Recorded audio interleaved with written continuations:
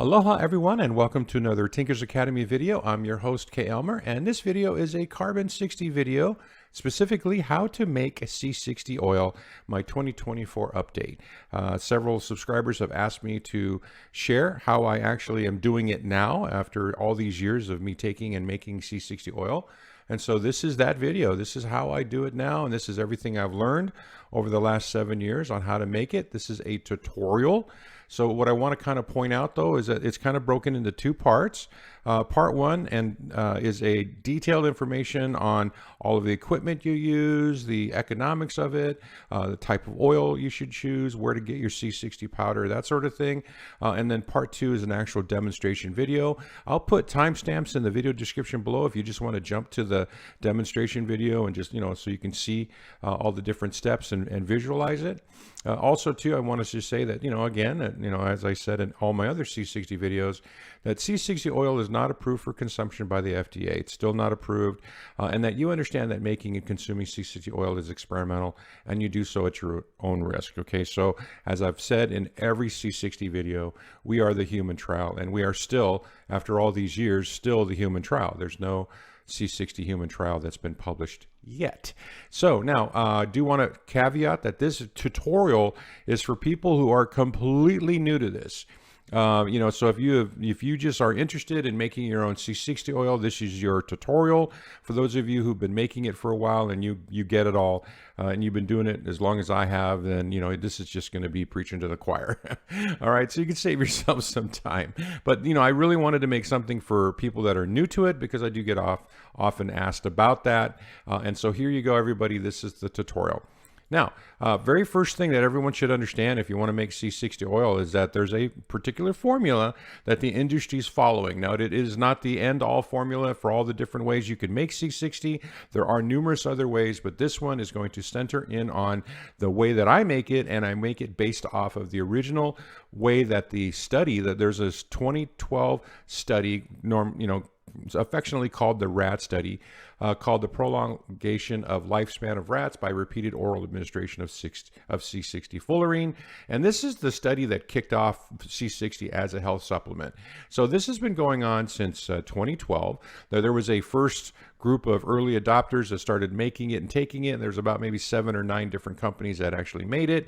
And then it totally took off in 2017. And so I'm in that second wave of early adopters, and that really got into C60 in that second wave of early adopters that really started getting into it, making their own and so forth. And now there's just numerous companies that make it. But this is that formula came from this study, and that formula basically breaks down into this, and this is your C60 oil preparation state. So now that RAT study, also known as the body method, is basically a 6-step process.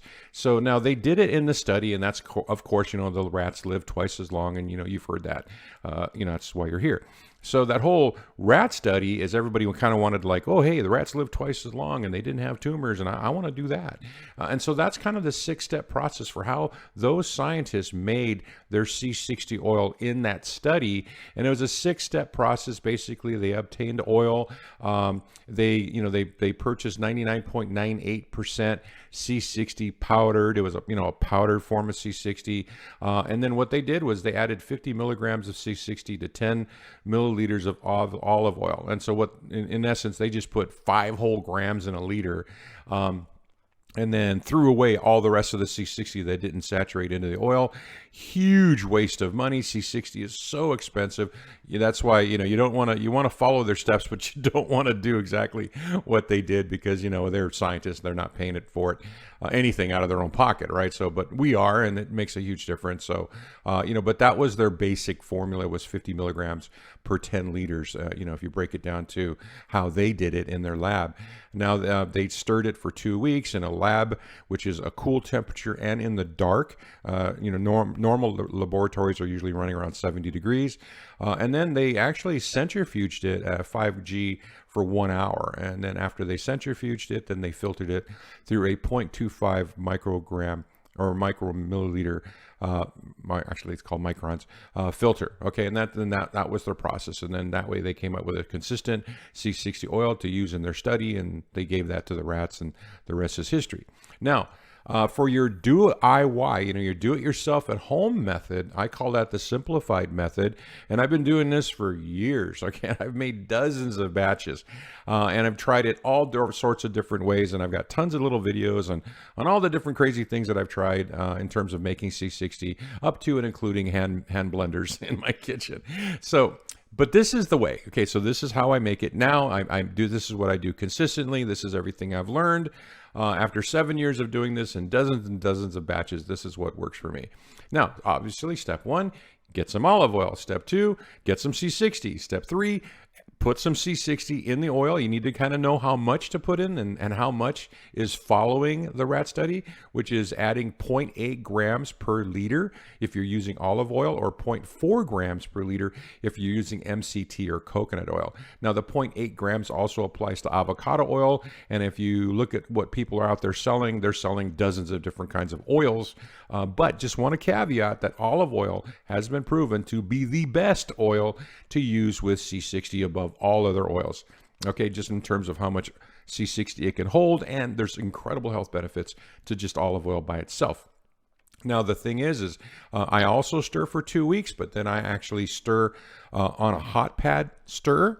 And so I've learned over time that it's, oil, any oil is quite viscous. It's thick. It's definitely not as fluid as water.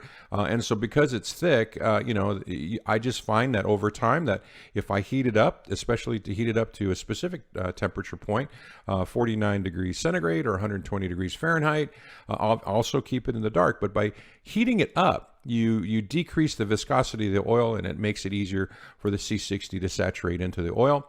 I then let it settle for 2 weeks in the dark. Now, I don't have a centrifuge. Well, actually, I have a centrifuge. I don't use my centrifuge for this, but I let it settle for 2 weeks in the dark. So that's kind of like the idea of 5 G's for 1 hour versus settling it for 2 weeks at 1 G for 2 weeks. So it's kind of the approach that I do. And that settling and centrifuging allows for the suspended C60. That's the thing here, right? Even if you stir for 2 weeks, a lot of the C60 will dissolve into the oil, but there'll always be C60 floating, and they call that suspended in solution.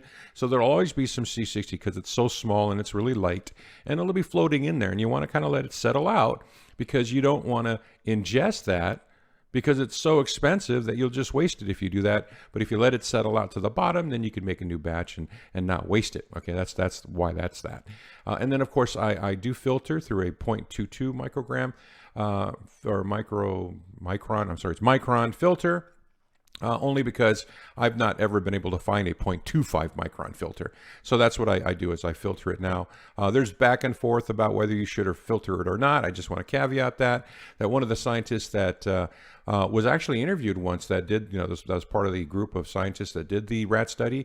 And he was interviewed, his name was Fatih Musa, and he actually went on record and said that, if you're going to do it at home, you don't really need to filter. We filtered because we needed to have consistent we needed to have a consistent product, solution to give to the rats, so that we knew that the rats got the exact same thing every time we did it.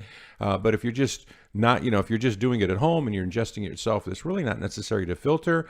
I've learned to filter because I ran into this weird situation years ago where drinking it unfiltered, for whatever reason, the suspended C60 in my oil was getting stuck in my kidneys, and I was having kidney stone issues, and that's been well documented in other videos. And so I found that if I filter it, I don't have any issues with kidney stones and that sort of thing. So if you don't have any problems with your kidneys, then you probably don't need to worry about filtering. I, on the other hand, do.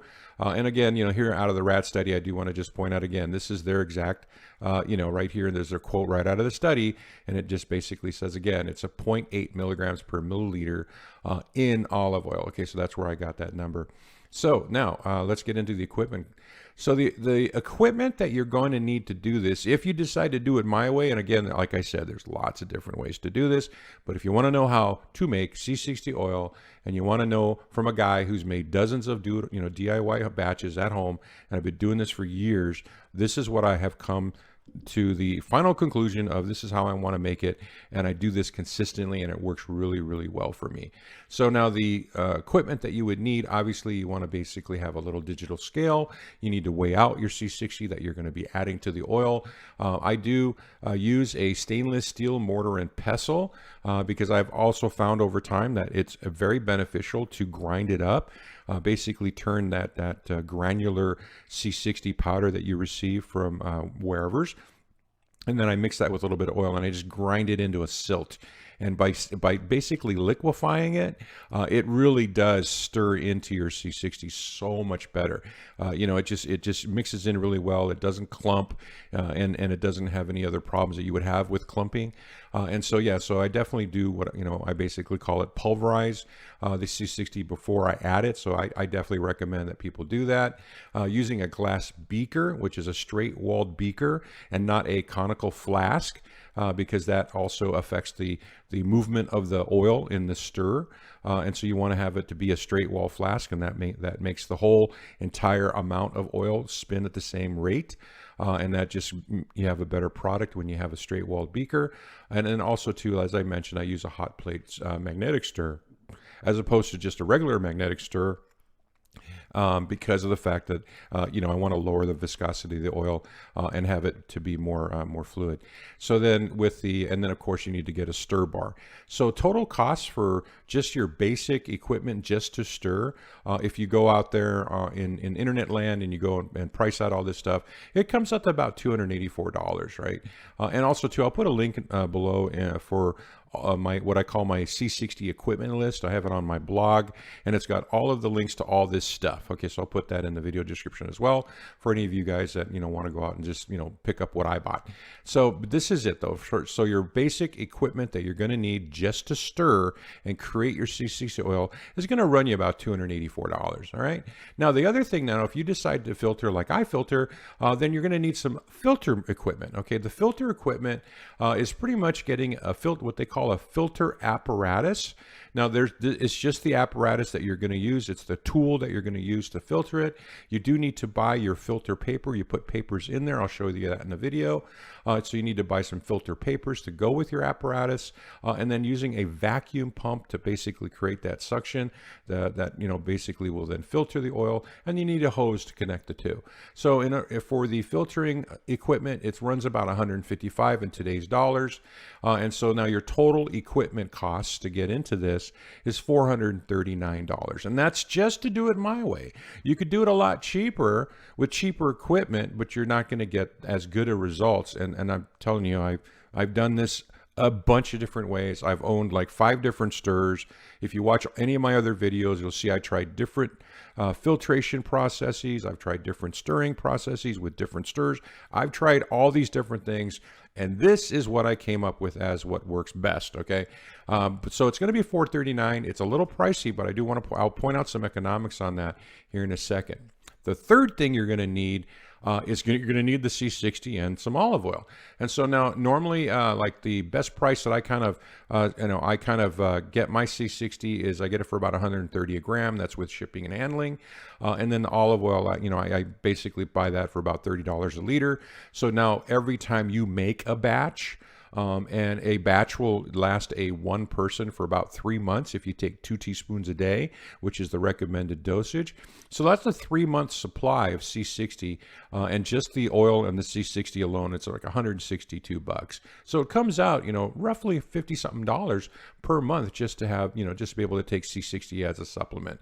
So with all of that in mind, you know, there are some costs involved. So I do want to kind of point out that, you know, if you're going to do this and you're going to do this for the long, and you know, you want to do this for the long run, then this is what I would recommend you do. If you just want to try it, obviously just go buy somebody else's product that they made. But let me show you the economics, because if you buy pre-made C60 oil, okay, it's a lot more expensive than making it yourself, and that's the whole point of this video and why I made a tutorial, is to save people money, and I save myself a ton of money. So now I used to do market analysis, and so I haven't done a price analysis since 2021. I kind of just stopped doing it because not very many people are interested in it.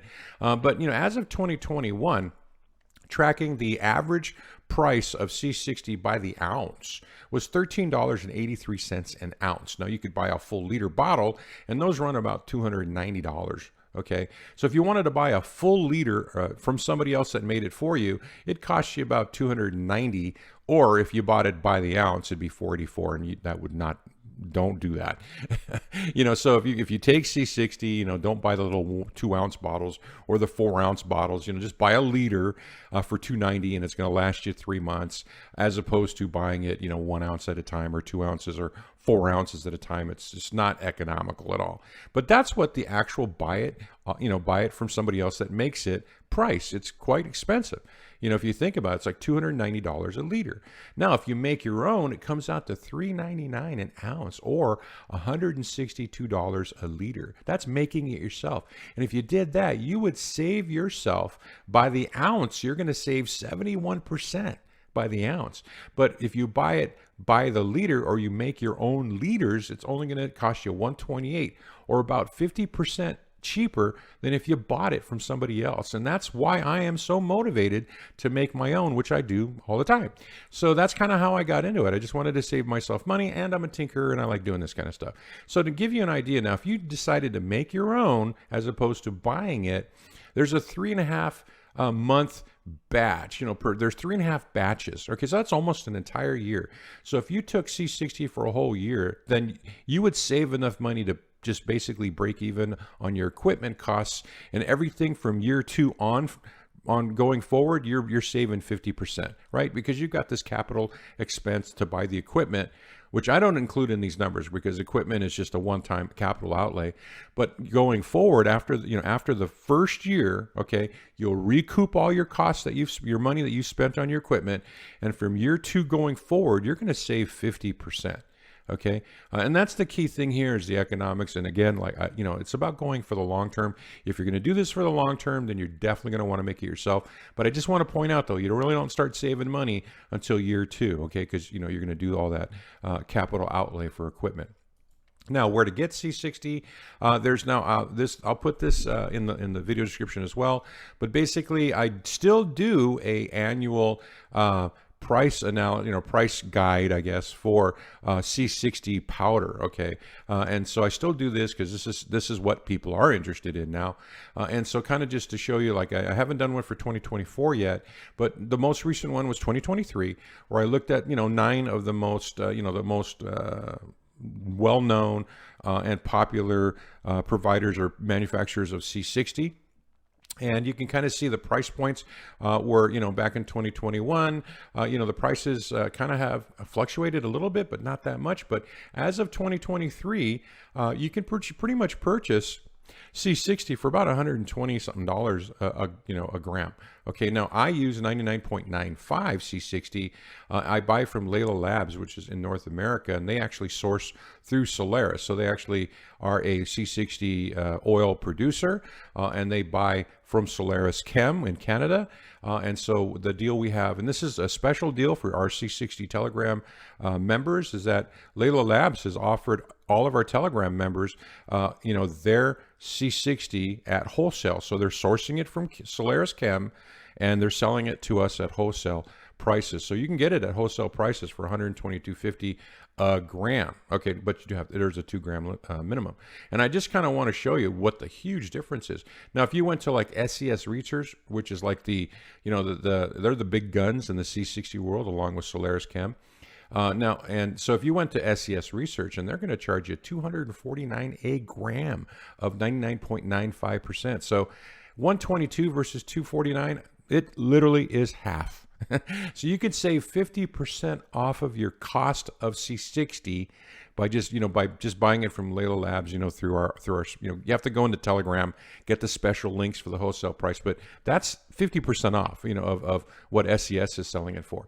Now, I do want to also point out, though, number 5, MTR is another provider of C60, and they have sales. So in 2023, when I ran the study, they actually had it on sale that month, and they were selling it for $93 a gram. So and they're the only ones that ever have sales. I've been watching this for a long time.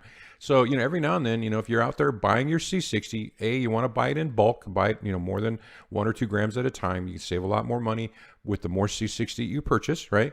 Price goes down. But every now and then, if you watch MTR, you can get it on sale for even better than half off. Okay, so that's kind of the point I want to make. You can save yourself a lot of money by buying it through Layla Labs, through our Telegram chat group, and then keep an eye on MTR for their prices when they have sales, okay? And then the other thing too, that when you're buying C60, something that's really important that you need to keep your eye on is you want to make sure that it's human grade, because C60 is its original purpose was, and still is, it's an industrial solvent or a lubricant, I'm sorry.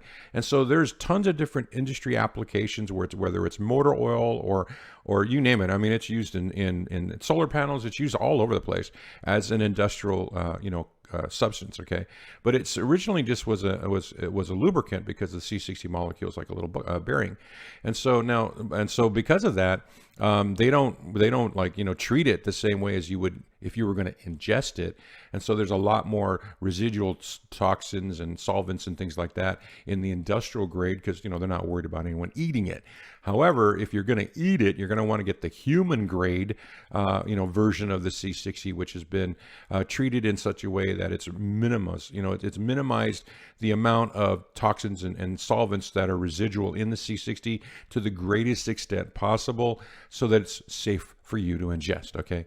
And then also too, and that whole comes down to this whole solvent free, solvents are toxic. And then last one is the best C60 you could find is something called sublimated. It's just a different way that they processed it, where there's zero solvents in it. I mean, there might be some trace elements of heavy metals in there, but it's so small that it's inconsequential. But the idea though is that the best form of C60 you could buy is sublimated.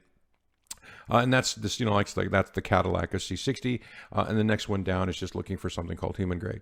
Human grade's fine, by the way. Human grade's fine. 99.95 is fine. 99.9 is fine. I wouldn't go any lower than that. And that's just a rating of the amount of C60 in the powder as opposed to other fullerenes. It's not a percentage representation of the amount of solvents or toxins in there. It just simply is if it's 99.95, then the powder you're getting contains 99.95% C60 and 0.05 some other fullerene. Okay.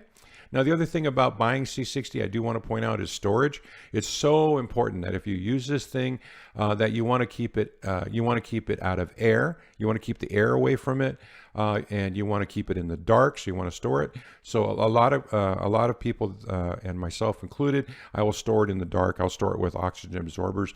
Other folks will just make a mother, like if for those of you who know how to make sourdough bread, there you create this mother yeast.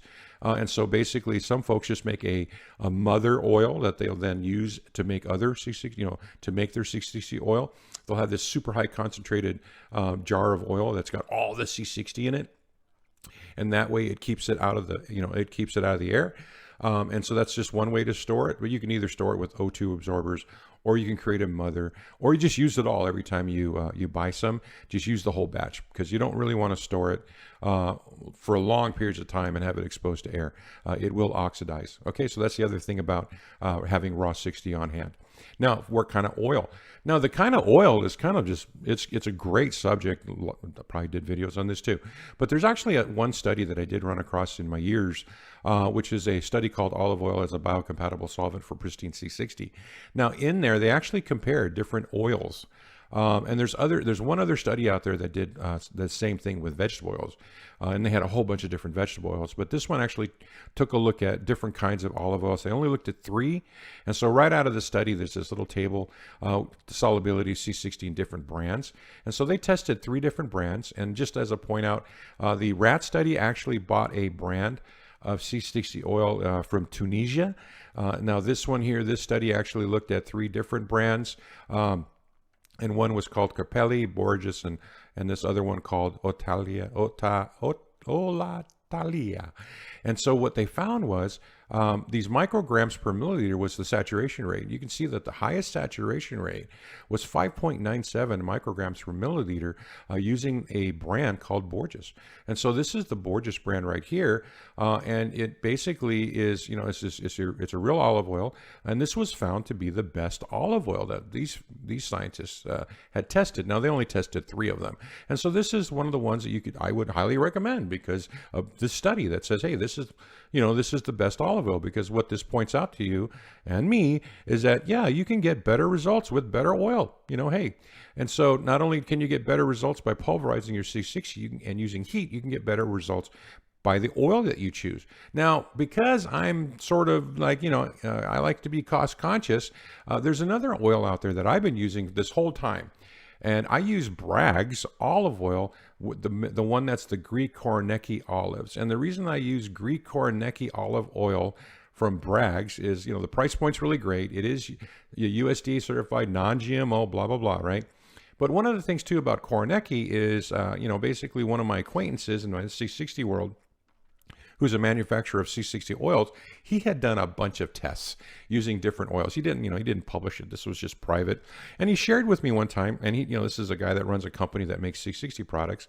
And he just said, yeah, I tested a bunch of different types of olive oil, from different olives, and he found that the Greek ones called Koroneki was the best one that was the best for dissolving C60 in. So just by going by what he said, and if anyone wants to know, it's Martin from Red Lion Labs, or Red Lion Biomedical is the name of his company. So Martin basically said, hey, yeah, I use Koroneki. It's the best one. I've tested a bunch of different ones. And so ever since I talked to him years and years and years ago, I've been sticking with the Koroneki olives, for my olive oil, and it's also economical. It's 32 ounces for $30. So it's not way cheaper, but it's definitely cheaper, 40% off of what you would pay for Borges, and apparently according to Red Lion, it's the best one. So that's just what I've been sticking with, and it works for me, and that's the type of oil you'd want to choose. All right, so now let's talk about making C60 oil. Now, the very first thing here is that, these are the steps again, and I want to kind of go over that, and I'm going to show you the little demonstration video, and I want to kind of point out a couple of things if you're not aware of it because you're new to this. But the whole thing about, quote, the word dissolve and saturate, those words mean you're going to take carbon and you're going to put it in the oil, and what's going to happen, it's going to create what they call a lipofullerene.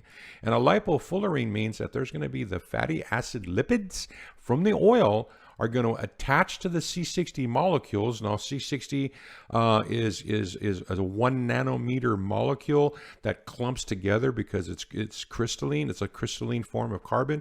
So you get these clusters of the molecules together, and anywhere from, depending on what you buy, it could be anywhere from 300 nanometer cluster to bigger, and then all of these little lipids from the fat surround that cluster of C60 molecules, as in the diagram here on the right, and it forms like a little liposome. Okay, and all of this is naked to the eye. You don't see it, but that's what you're trying to do, and that's the whole purpose of making. That's what C60 oil is. It's called a lipofullerene, and you're doing that because you're basically putting carbon in oil, which creates the lipofullerene, these little liposomes, and that's what comprises and are floating around in that oil. And that's what you're trying to do.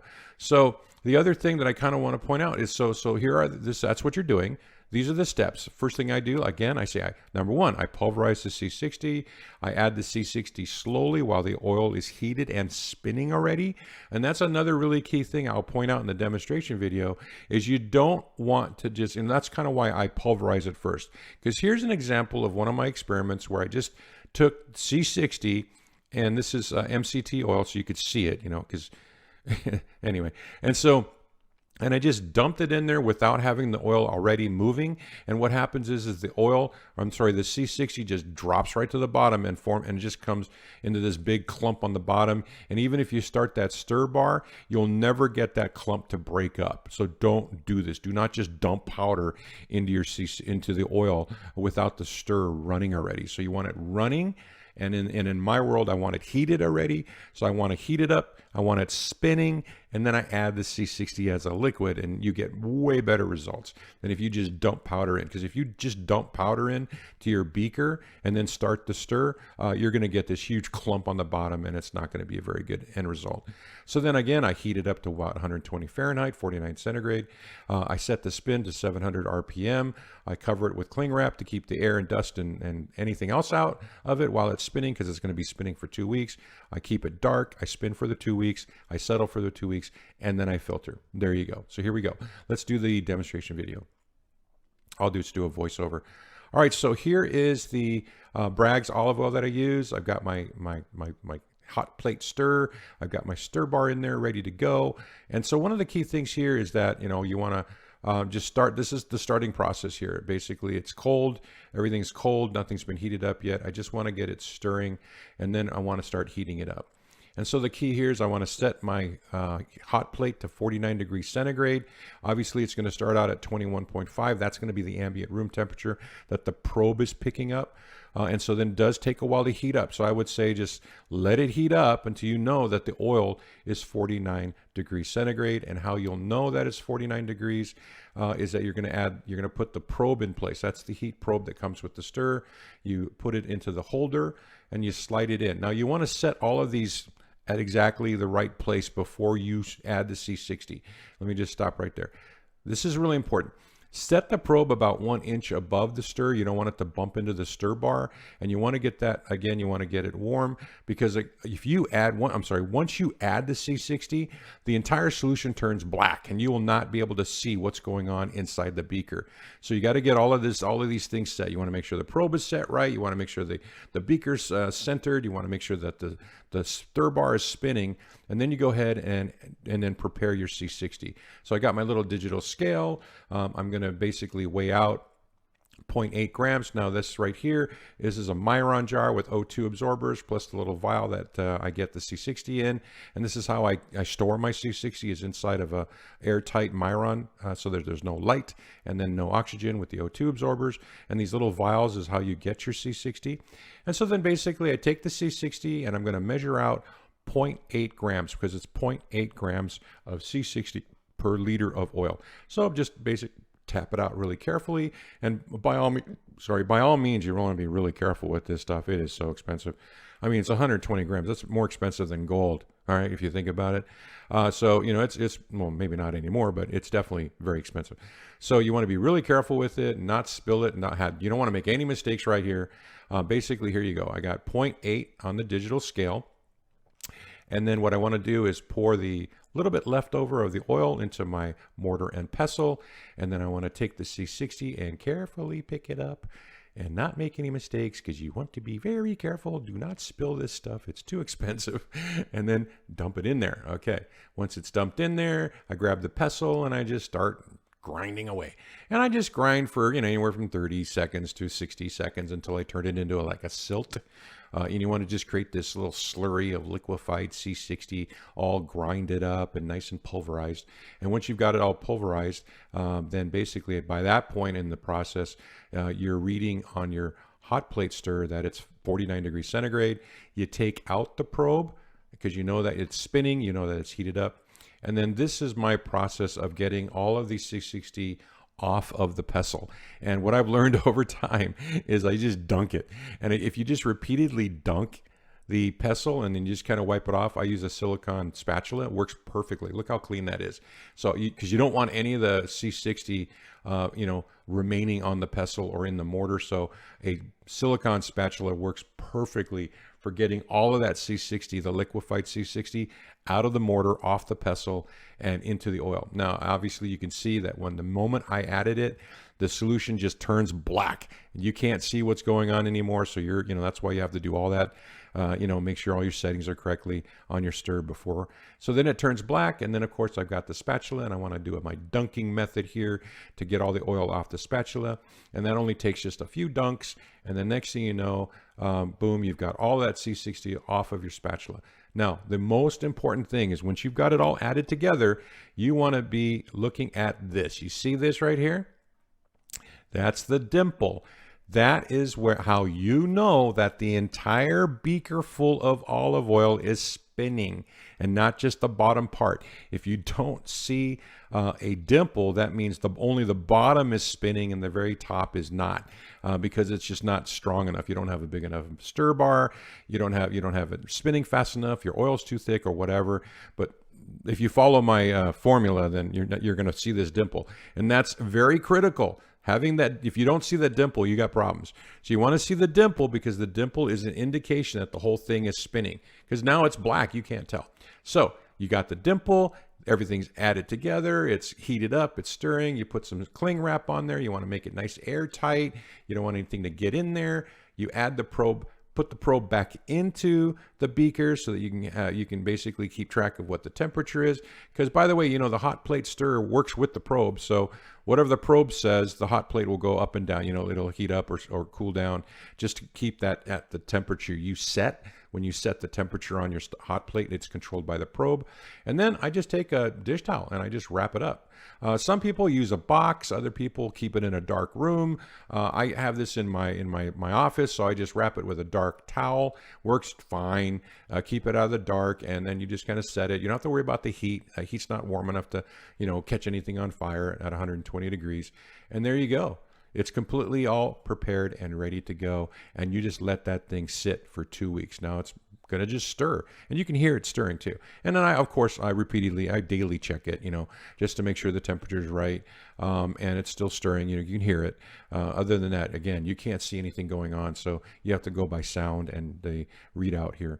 So now after 2 weeks, on the right side here is the button that turns off the stir. So after 2 weeks, you stop stirring. And the way I do it is I leave the temperature on. I just leave the hot plate on. So I want to keep it viscous. I want to keep it heated up for the 10-day or the 2-week settling process, but I definitely want it to stop stirring so that the oil stops moving and everything can start settling to the bottom. So turn off the stir, keep the hot plate running, and off you go. And so now I did get some new equipment for the filtration process, and just kind of want to show you. So there's my filter that I bought. This is the apparatus that I purchased. Link in the video description below to all the equipment. And then, of course, the new pump that I got, and get all that settled. That's what you're going to need. Is you're going to need the filter apparatus, the pump, and then the tube. Now, the hose, I know this is stupid, guys, but after all these years of trying to buy tubes and hoses, I mean, you know, I've been doing this for a long time. I've tried silicone tubes, I've tried rubber tubes, I've tried all these different tubes and you know, hoses to connect the two things together. And I stumbled upon this one time, and it works perfectly, and I'm going to show you here in a second.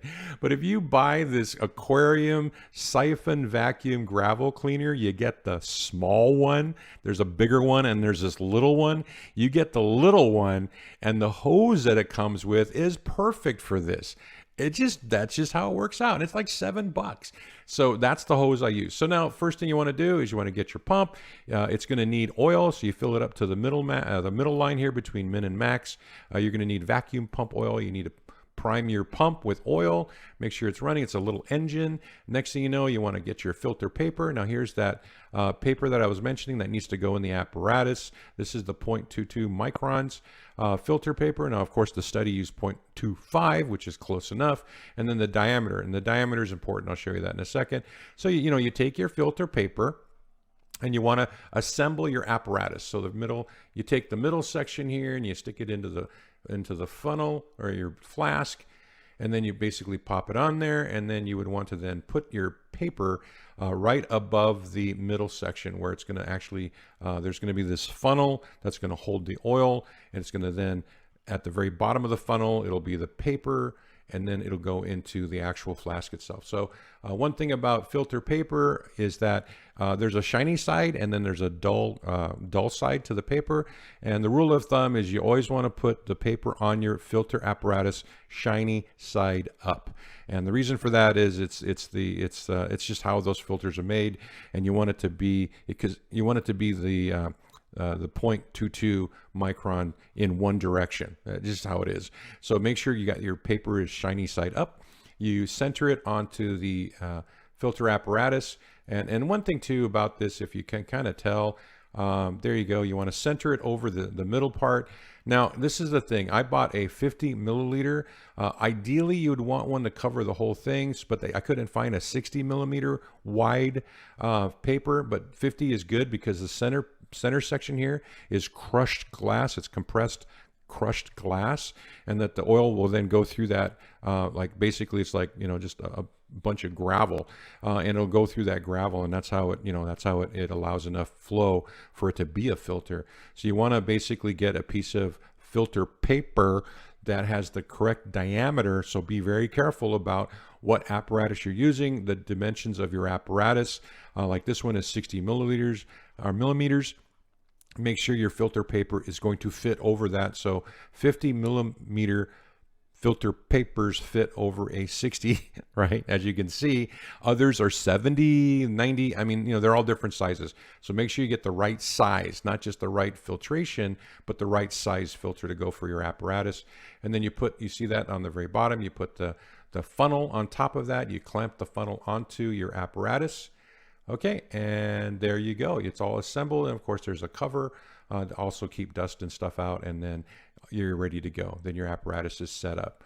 Okay, so the next thing I would say is get your hoses out now, and this is another little tip and trick that I've learned over years, is get a cup of water, get a cup of boiling hot water, and that way you can, when you're going to put your tubes onto your apparatus and your pump.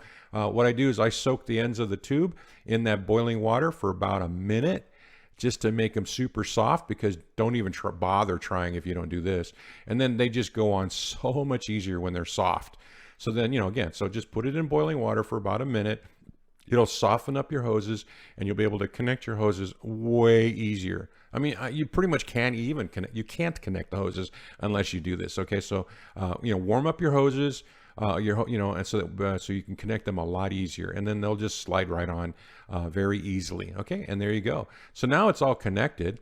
And what I'm going to do is, because this engine, it's a little engine, it does produce exhaust, and you need good ventilation.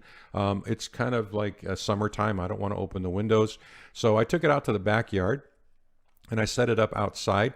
So now I've got my engine, my little vacuum pump, I got my filtration apparatus, and I'm going to go ahead and add the oil. Now, again, this is right off the stir.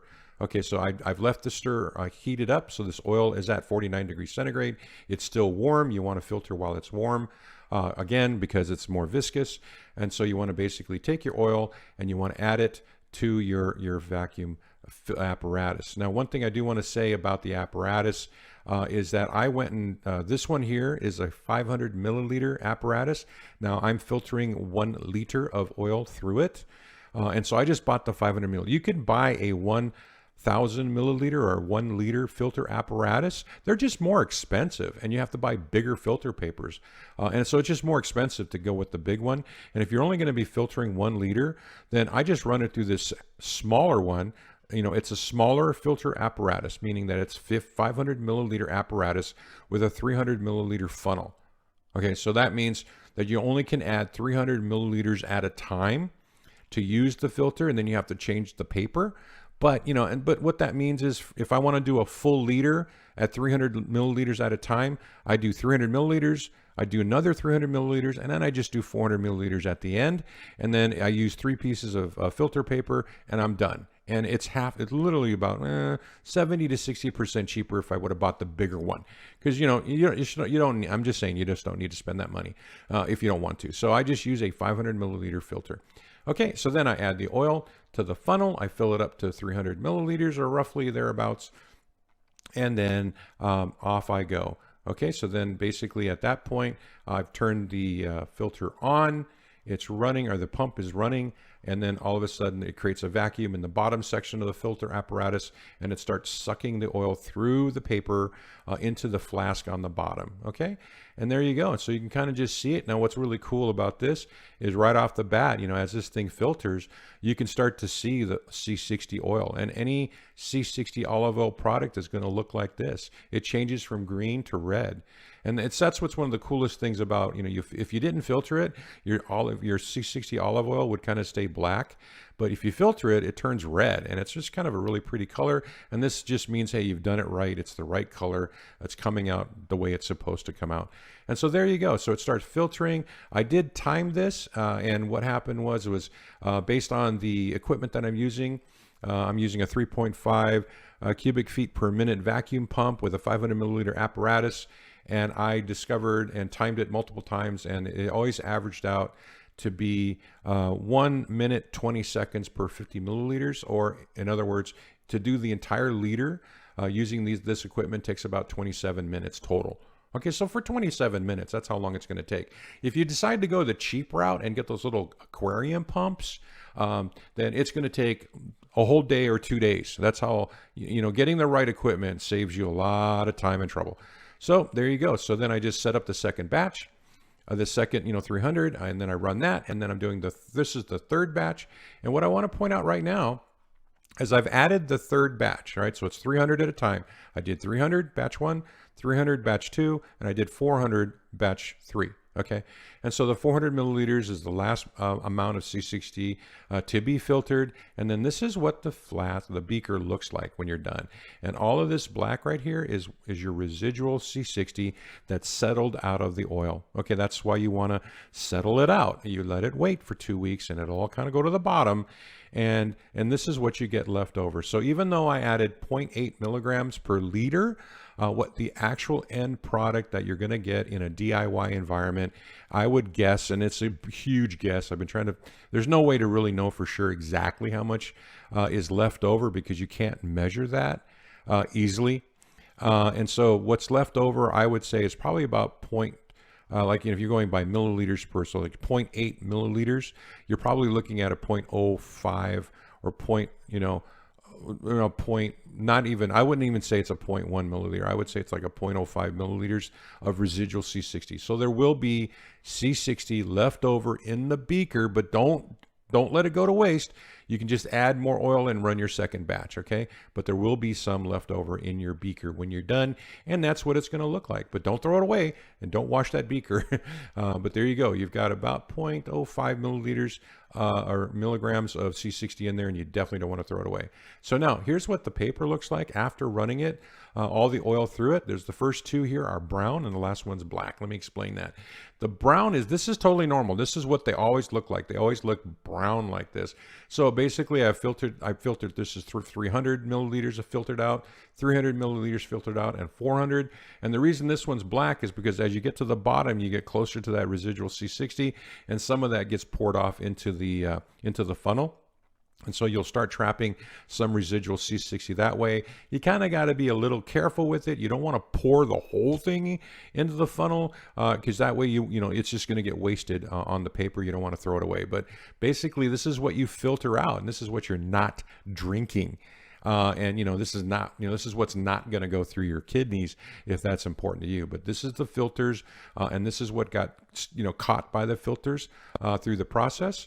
And which is now removed from the oil, and you've got pristine C60 oil. Now, what I do is I do store my C60 oil in an infinity jar, also called a Myron jar. Now, these jars are very special jars. They basically block any type of UV light, and they're airtight. So I store all my oils that I make in these infinity jars, and what doesn't fit in the jar, I keep in a mason jar in a cabinet, and I keep it dark, and then I just kind of eat off. I just kind of eat off of this one and pour this into my daily protein shake, and that's kind of how I do it. And so store in something that's airtight and in a dark place. I recommend these Myron jars because they prevent any light getting to your C60 oil. Light is an issue.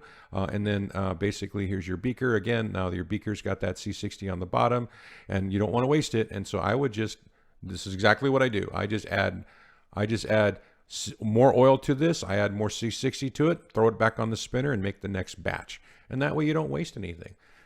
And that's it. That's how you make C60 oil. So anyway, hey, thanks for watching. That was as straightforward as it gets. That's how I do it. That's everything I've learned in the last 7 years on how to make the best batch I can make. If you do have any questions, come on, join our C60 chat group, link below in the video description. We're on Telegram, and all the people that like making it and taking it, we've got a group of over 600 people. in our chat group, and it's also where you can purchase from Layla Labs if you want to get that discount. Also, too, if you like this type of content and you want more information about C60, I have a huge section of my blog at the Tinkers Academy blog on C60, and it's just got tons of information and playlists of all the different videos that I've made if you want to learn more about C60. However, this is the tutorial. I hope this was helpful and educational, and if you like this type of content, I'd really appreciate it if you would like and subscribe. I do C60 videos every now and then, not as much as before, but I still do them. I still like to tinker around with it quite a bit, and obviously I make it all the time and take it every day.